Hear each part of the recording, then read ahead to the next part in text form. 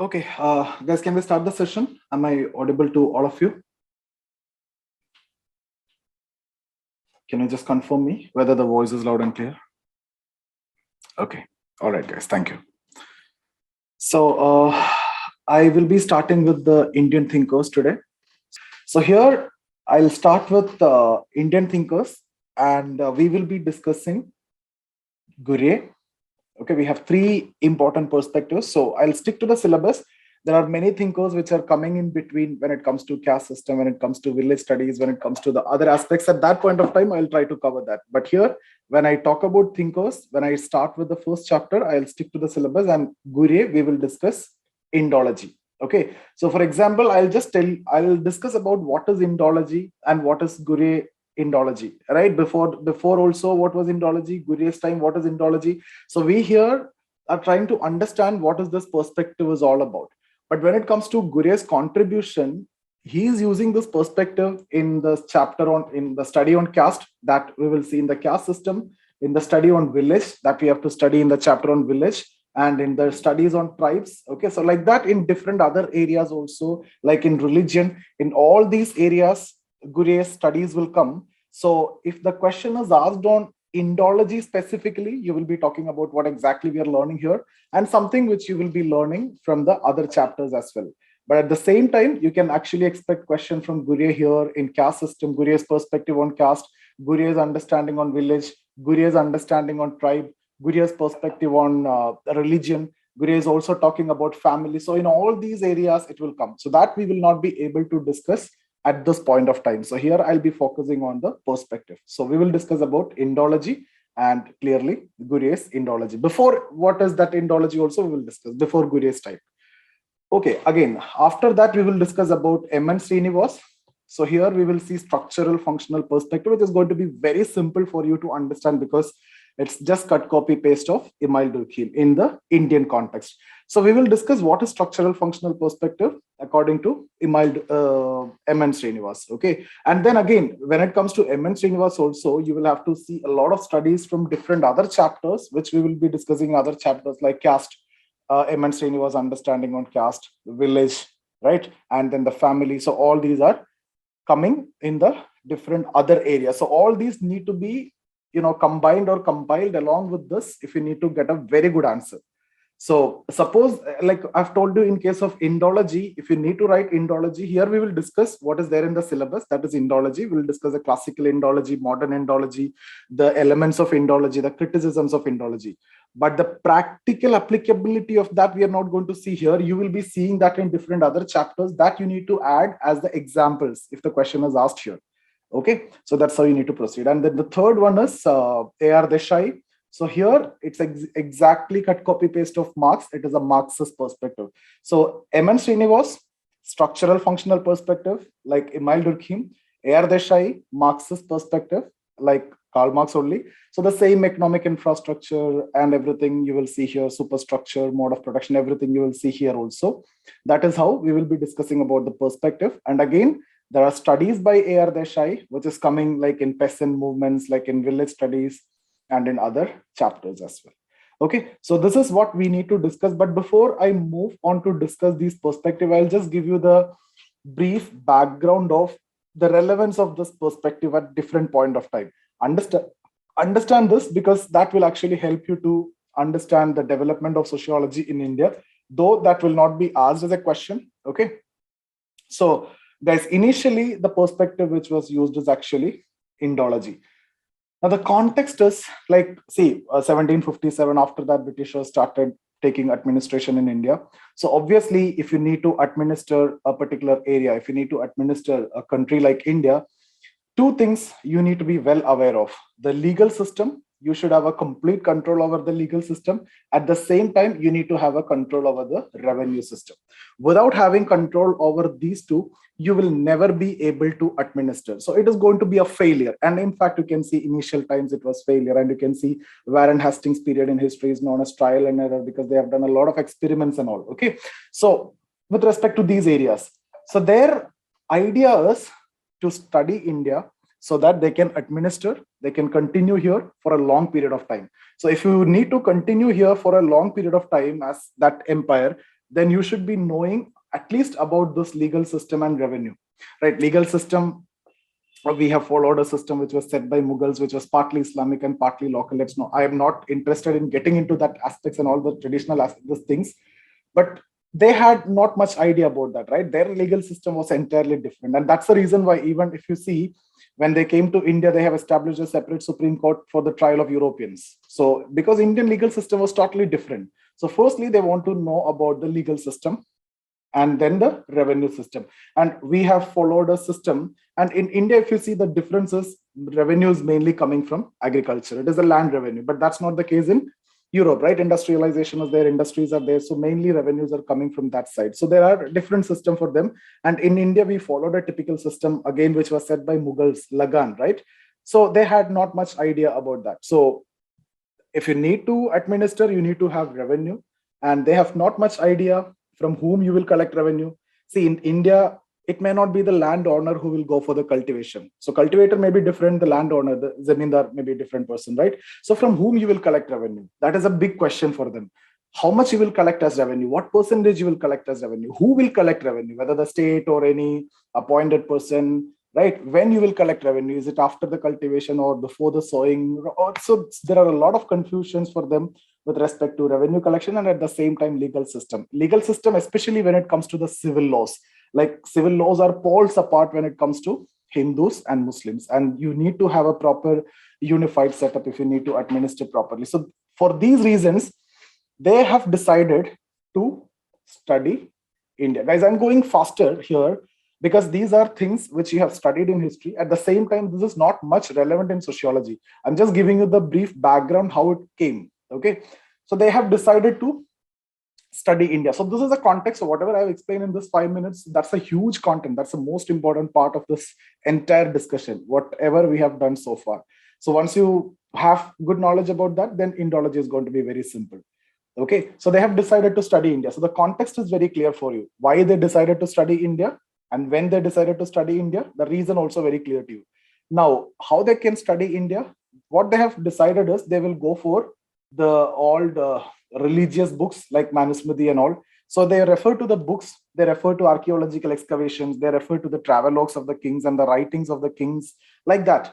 So they will refer to all these and they will study that and they will convert that into English. So these are to be converted to English. So Indology literally means, if you see, it is nothing but study of India. So this is the context, which is the context in which they came to study India. So whatever I've explained now, when? During this time, when they have started the administration in India, right? So what they have decided, they will read and understand the traditional books, the religious books, okay, like Manusmriti and all, and they will translate it to English. And this is what actually Indology is all about. Now, who were the initial Indologists? So that is again a very important understanding here. The initial Indologist, if you see, there are two types. One is British scholars. They come with their own interest. The other is British administrators. This is very important for us because they need to administer India. So the administrators are going to study India. So they will study India from their side. They will always try to justify their rule in India. So they will highlight the bad aspects of India. They will tell that India is very traditional, very orthodox, and they will only highlight the orthodox character of India. So that's exactly what they have done. And their role in India is basically to civilize India or to modernize India or to take from traditionalism to modernism. And this is the so-called white man's burden. All those things, you know, I'm expecting you know, right? That's why we are going faster. So this is what the understanding of the British administrator. So whenever they conduct any study, whether it is on village, you will come to know later in the village studies, we will see British understanding on village studies and how it is totally different when it comes to the actual reality. So what they did, only thing you need to now know is who were the initial Indologists. Initial Indologists were the British scholars and the British administrators. And they just tried to protect their interest, especially the British administrators. Scholars, okay, to an extent, they're coming here, they are studying out of their own interest. Sometimes they may try to highlight the good thing also, but the British administrators will never do that. They will only try to justify their rule in India, and they maligned India completely. So the initial Indologists were the British administrators, and they have highlighted the orthodox character of India. Okay, and then there are some facts which you can remember. You don't get that in sociology, but in case if they're asking, this questions was actually asked in history as well. Like in 1776, the first such translation was happened. That was Manusmriti was translated into Jendu Code or Code of Jendu laws. Okay. So it is nothing but Manusmriti was translated to Code of Jendu, right? Jendu Code or Jendu laws. And then in 1781, also they have made an attempt that they have established a madrasa at Calcutta known as Calcutta Madrasa. So this is for understanding and studying the Islamic law. So this is for Hindu and this is for Islam. And again, 1784, again, very conscious attempt was actually made by one Mr. William John, and he established Asiatic Society of Bengal in Calcutta. Okay, Asiatic Society of Bengal with the aim of promoting Oriental studies. Guys, Oriental studies means study of East and in particular to India. So this is again a center for Indology, Asiatic Society of Bengal, which was established by William John. All these three, in fact, if you see, asked as prelims question 2-3 times. Okay, so this is a brief background during British time. So who were the Indology? You know the context, when it was came, you understood what was the reason and what was their idea. Translate the religious textbooks and the traditional textbooks into English. That's how you're going to learn India. So Indology literally means study of India, referring to ethnographies, the textbooks or archaeological excavation, the religious textbooks, etc., the travelogues of the kings and the writings of the kings, etc. So to study India. Now, initial Indologists were the British administrators. So they have come up with a traditional understanding of India or the orthodox character of India, and they have highlighted the bad aspects of India and they maligned India. And then later, there will be developments like one sociology established as a separate discipline in India that will be coming in 1920. So 1920s onwards, you will see some Indian scholars also coming. That's when you will see G.S. Ghurye's contribution. So whatever happened in between, we will discuss along with the PDF. I'm just trying to give you an overall view. Okay, so G.S. Ghurye will come. So this understanding, his Indology is slightly different than the British Indology. So previous Indology is what we call as classical Indology. That's what the British administrators and all. And then this is going to be the modern Indology. Why we consider it as modern Indology is because 1920, sociology as a separate discipline was established in India, okay, Indian universities, and it has been started teaching as a separate discipline. So new scholars have come. So from here onwards, a different understanding will come. So this is based on Indian scholars, okay, so especially G.S. Ghurye, and prominent among that is G.S. Ghurye. But during this time, Indology was used along with other perspective as well, like Marxist approaches used, and there will be combinations like Marxology, etc. Okay, I'll be talking about all these things in detail. Let's listen to this, and we will go with the PDF in detail. So G.S. Ghurye, 1920. So it will be slightly different than the British Indology. So somewhat practical things will come into picture, and it is not only they're trying to malign India, they will highlight the other aspects also. They will study other like religion, caste, and everything in detail, but again based on the bookish understanding. Guys, I've not yet discussed about the elements of Indology. I'll discuss along with the PDF. Okay, so this perspective was dominant till 1947. Okay, now 1947, India became independent. Now the welfare state was established, and a lot of promises have been made during the freedom struggle that we will come with a lot of reforms, land reforms, and poverty alleviation programs, right? Unemployment will be solved, inequality will be removed. So a lot of promises were given. So we need a practical solutions for that now. So the welfare state have to implement policies such that they can take care of the promises which has been made during the freedom struggle. Now you need a practical view, okay? Not the Indology. Indology is something which will tell you what is there in the book, but you need an actual reality. For that, you have to go to the villages. India is a land of villages. So if you need to know India, you have to go to the villages and you have to learn from there. So you need a field study. And for that, the perspective which came dominantly at this point of time was structural functional approach, along with field study. So structural functional perspective, which you have discussed in Durkheim, along with field study. Okay, that is what structural functional ethnography. So that is the perspective which is going to be used here. If you see M.N. Srinivas, he never used a field study, not M.N. Srinivas, Emil Durkheim. And that was a criticism. He never went there. He collected data from the secondary sources.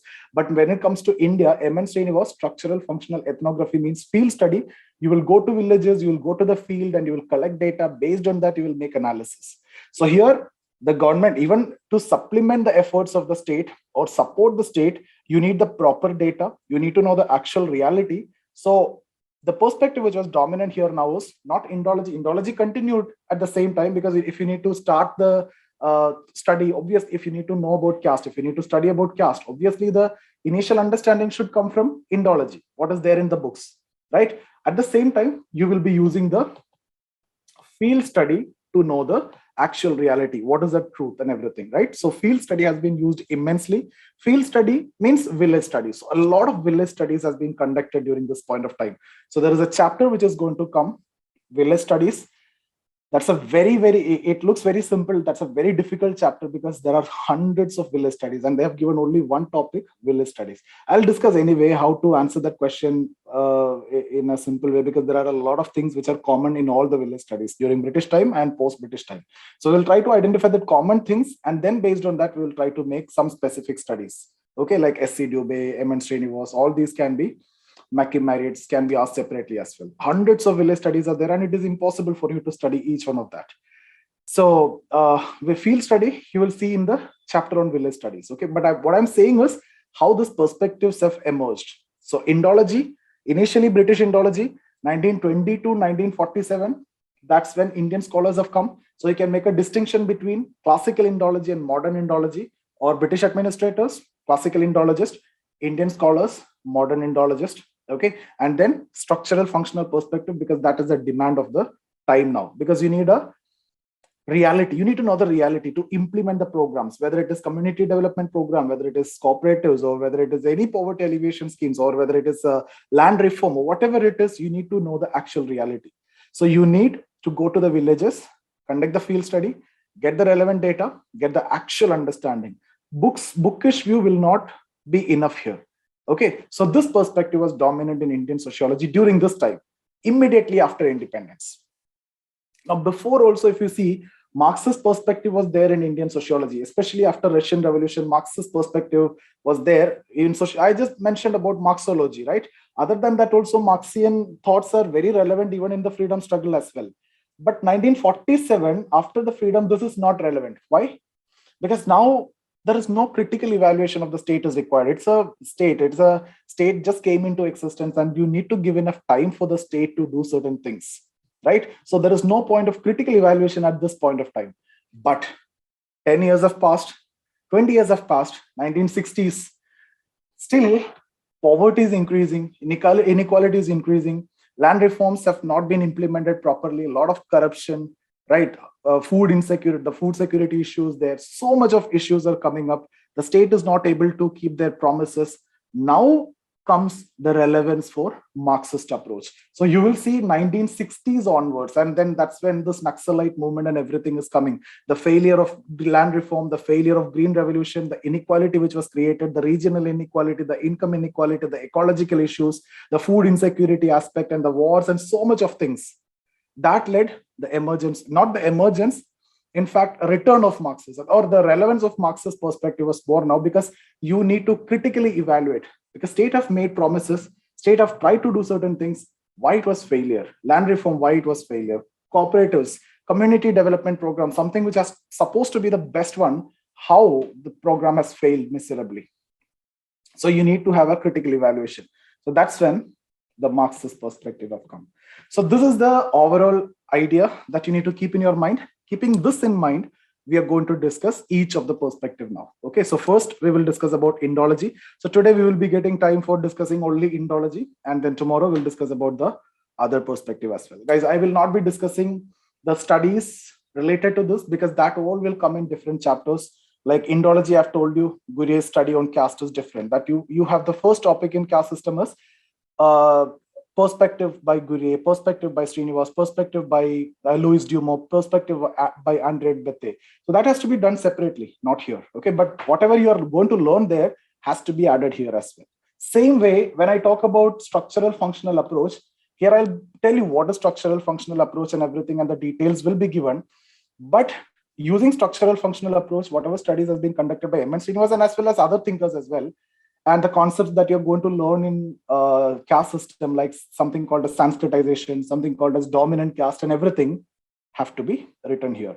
At the same time, whenever you're writing this field study or structural functional approach, you have to also talk about Indology, and as a critique to Indology, you have to write this, because Indology is a bookish view which will not give you the actual picture, but this is going to be a field view which is going to be giving you the actual reality. So all these things are going to be connected, and I'll show you how to write and everything in the PDF. Okay, so